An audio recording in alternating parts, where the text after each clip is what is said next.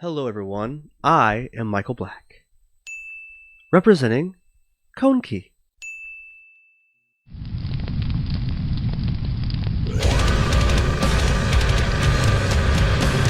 Konki. That's right, ladies and gentlemen. Konki has dropped a second single called Searching. And on this episode of Konki Explained, I'm going to explain it to you. Let's get my display capture up there. There it is. Now we're going to go through Konki Searching, the second single dropped by my band, Konki.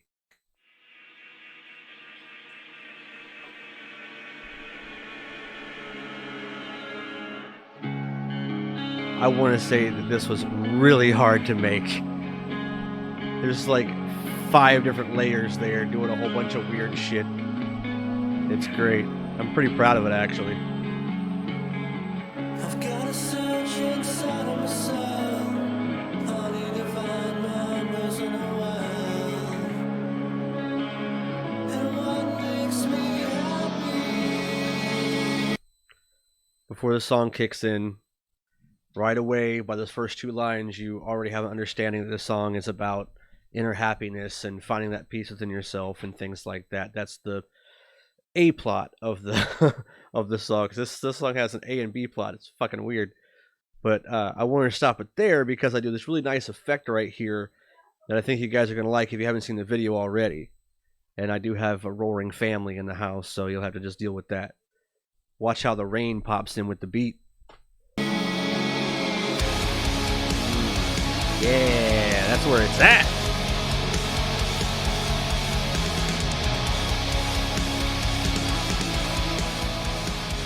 I'm gonna turn it down just a smidge.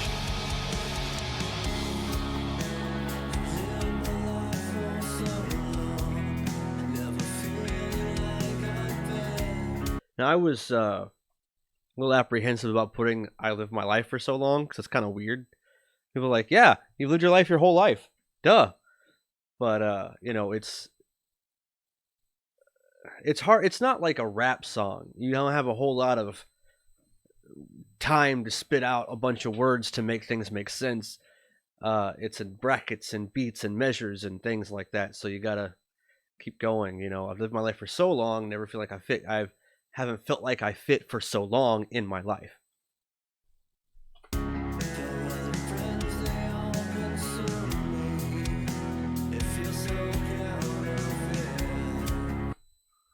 Yeah. I'm sure many of you have had friends that just seem to be your friends for whatever reason, but I mean, it's rough. And most friends just hang out when things are good. When the bad times hit, they're not around.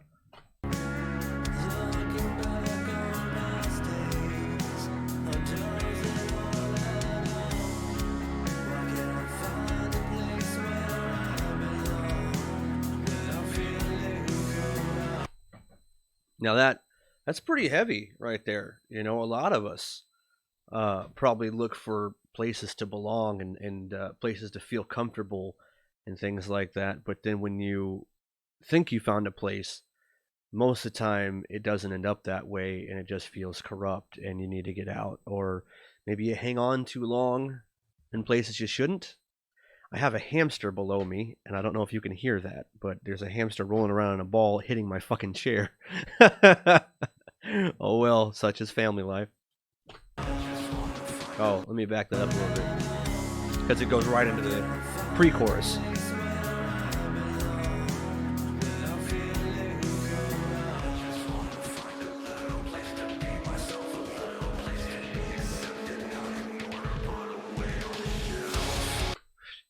Right? Am I right, society? Am I right, America? Am I right, Canada? Am I right, all over the world?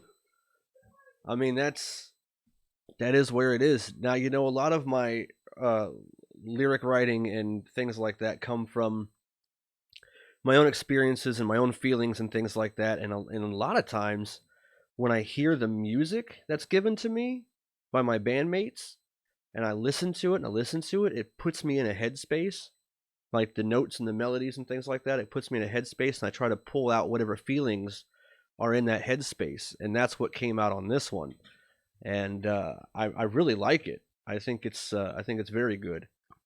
It's nowhere near as heavy as Black Sheep, but it's definitely more heavy-minded, I guess. The first Black Sheep was more of a straight experience. This is more of a experience of feeling and thought and that kind of thing.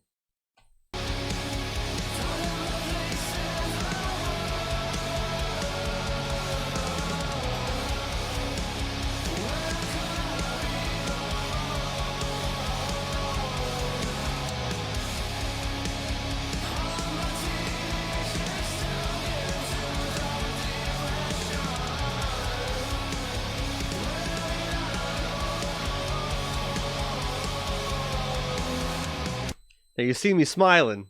You see me smiling because my God, I love that line. All my teenage angst turned into adult depression. Like, holy fuck. Like, I don't even know where that came from. I was just. There's a few different ways I write lyrics and things like that. Sometimes I sit down with a pen and paper and I just go at it. Most of the time, I'm listening to the music on repeat 100 times, and just kind of finding the melody. Once I find the melody and the cadence of how I'm going to put syllables and words into these measures and things like that, then I'll kind of do some gibberish things. That's how I get the melody in the thing. Things like that. Then when I find it, I'll listen back to that and I'll see like, what phrase would fit there? What word would fit there? What do I want to rhyme with? What do I not want to rhyme? Like, there's a whole different slew of variables when it comes to what I want to put in a song lyrically and cadence wise. Cadence is a gigantic, enormous part of doing this sort of thing. And if you're a vocalist, you already know what I'm talking about. Like, syllable placements and how they fit and where they go with the drums, where they go with the bass, how do they flow with the whole overall vibe of the music. It's a tight knit thing, and you got to get it right on, because if it's just a fraction off, it's fucked. So I just wrote and recorded 2 songs yesterday, and I kind of fast tracked those where I just let them play and I recorded with my microphone and like, oh, was there a word there? Did I say a word? Sometimes I'll say words, in the gibberish, just random lines of different words that come out, and sometimes they'll rhyme, sometimes they won't. But I'm like, oh, was there a discernible word there? Well, can I build a line off that word? I'm getting off track, so I'm just fucking jabberjawing right now, but that fucking line, it just popped into my head, and I was like, oh, that's good. And I put that in there, and I was like, yeah, because that's fucking right. And I feel like a lot of people in their 20s or 30s or whatever, they are going to really relate to that.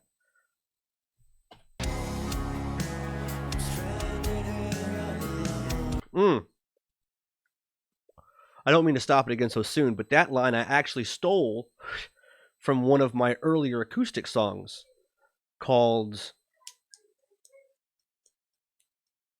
I don't remember. I think it was called Facing My Demons or something like that, way back in the early 2000s. So, those songs that I wrote on acoustic by myself years and years ago, that's my shit. So if I want to pull a lyric or two from something from there because it fits the tone or fits the whatever, I'm doing it because I already did it. So that is actually... that exact line I stole from a song called Facing My Demons from back in 2001 or something. Back when I was just a little child. With my mom's acoustic.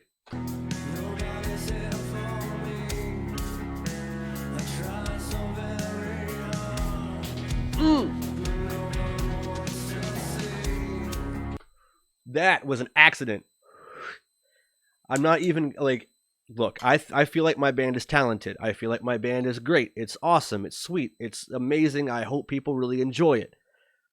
But sometimes things just fucking happen. let me back it up a little bit. It was, oh, that's way too far. What the hell?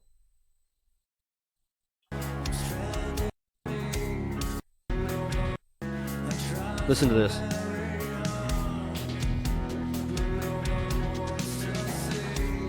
That was an accident because I don't know what happened in the mix that he built or whatever he was doing, but somehow it skipped. It didn't skip a beat. Maybe it added an extra little beat to it. I'm not sure what happened, but it got off time somehow. But it was still on time. If that makes any sense. Like the song was still on time, but there was a gap, and he was like, well, actually, he wasn't like anything. I noticed it, and I well, initially I bitched about it. I was like, "Hey, what the fuck's this?" And he's like, "Oh, I don't know. I guess I'll fix it." And I said, "Cool." And then I listened to it so much, I got used to it, and I was like, "You know what? I'm used to that." And he was like, "Yeah, me too." I was like, "What can we do?"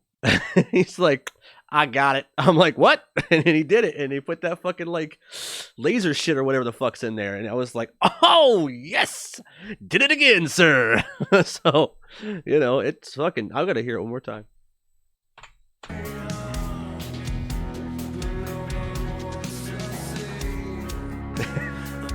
Ooh, that that thing was not in the original song when he first sent it to me. He added that later, and that I was like, "Keep that. That's fucking sick."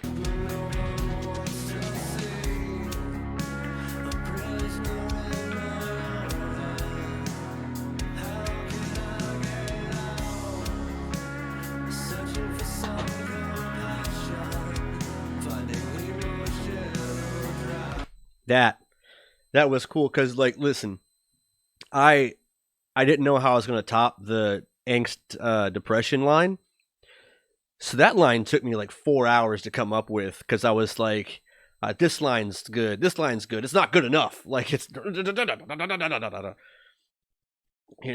I had a couple workshop lines there for a while that I thought were good.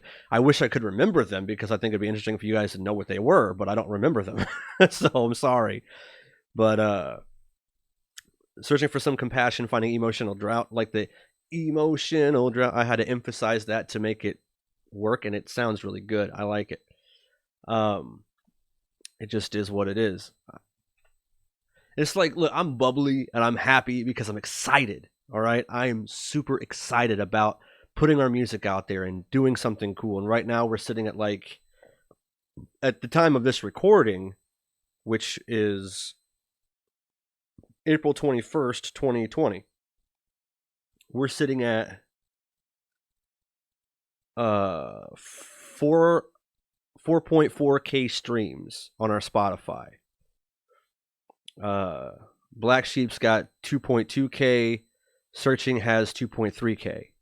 And this is before our next track drops on the 30th of this month called Release. And that's my baby. And I won't talk about it now, but it's probably the absolute most greatest thing I've ever done in my life as far as music goes. It's the most personal.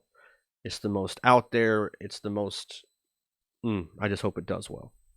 Anyway, so back to this. I've got the pre-chorus about to hit.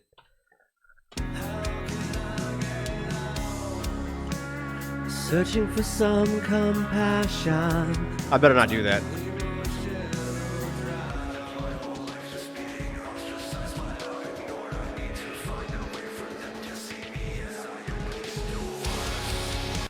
Now that line, like I said, I shouldn't sing with it because I don't have any effects on my microphone. Hearing my raw voice, ugh. But no, that line there sounds a bit needy. As true as it is, it sounds a bit needy. Like, I lived my whole life just feeling ostracized, flat out ignored.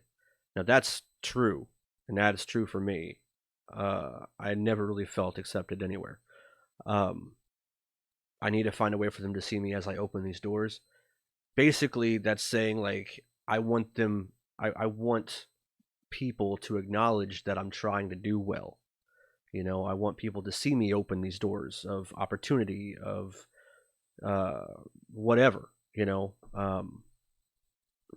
So it does sound a bit needy, but it's an evolution of trains of thought and feeling and need and necessity. You know, there's only so much I can convey in like a 4 minute song, so that has to go through a lot of different levels and a lot of different peaks and valleys, because like depression isn't just one feeling, anxiety isn't just one feeling, love isn't just one feeling, it's like a multitude of feelings wrapped up into something that we call these things. So when you feel ostracized and you feel left out or you feel unimportant, there's always that thing that says, you know what, I just want them to fucking see me do something good. I want them to see me. I need the acknowledgement because I need that, and I mean, people go through phases like that.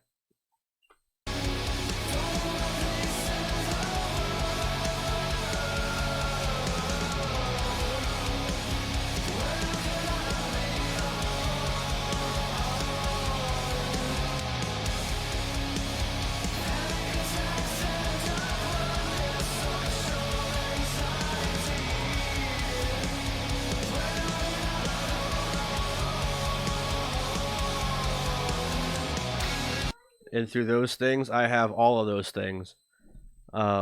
It's pretty rough, and I know a lot of people my age do, and people younger than me probably are even worse off.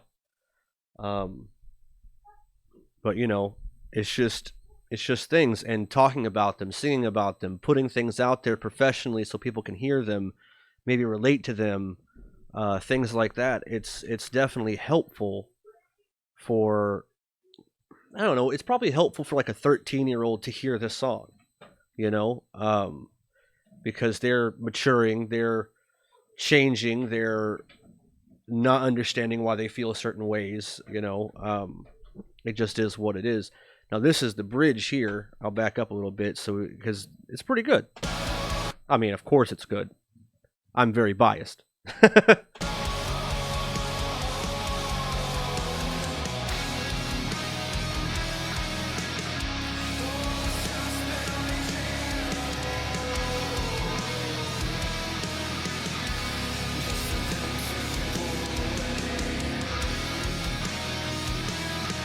That's true. I mean, I think that particular phrase might be overused or it might be a little whatever by now, but it's true and there's really no other way I could explain it, so I just used the line. Fuck it, right? It seems, and I don't know how many people this relates to because I only sing about my own personal experiences, It seems like every time I actually do reach out to try to put myself out there or, you know, you know what I'm talking about. Hopefully, people retract or pull back, or they don't really. It doesn't really work out the way you think it would, and that's just how it is. Sometimes we get lucky. You never know.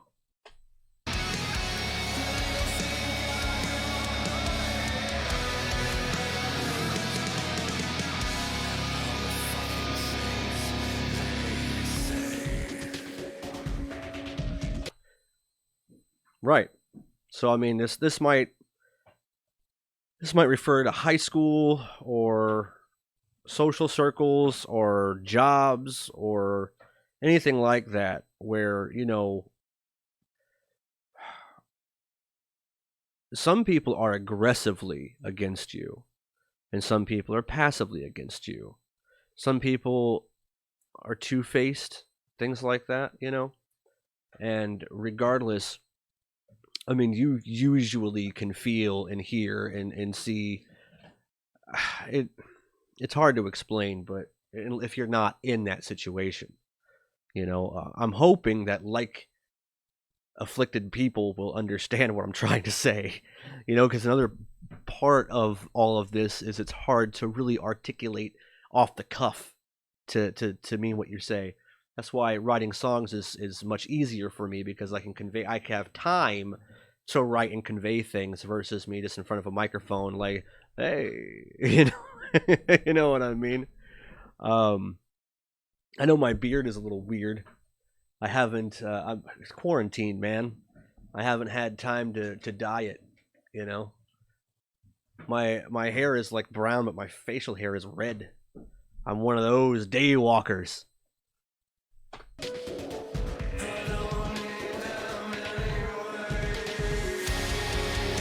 And see, that is the full circle.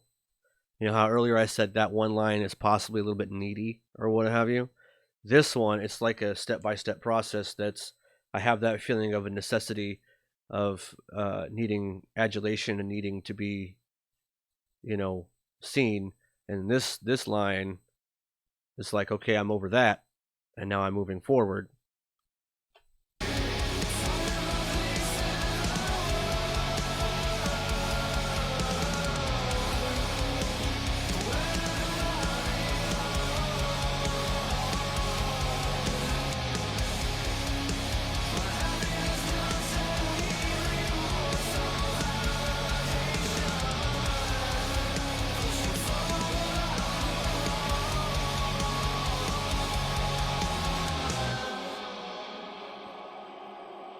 And then the rain goes away, and everything fades to black.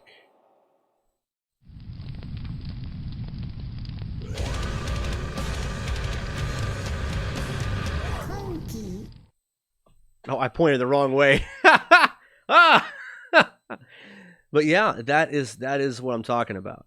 The very end of that there, it went through and did what I said it was going to do. It came full circle.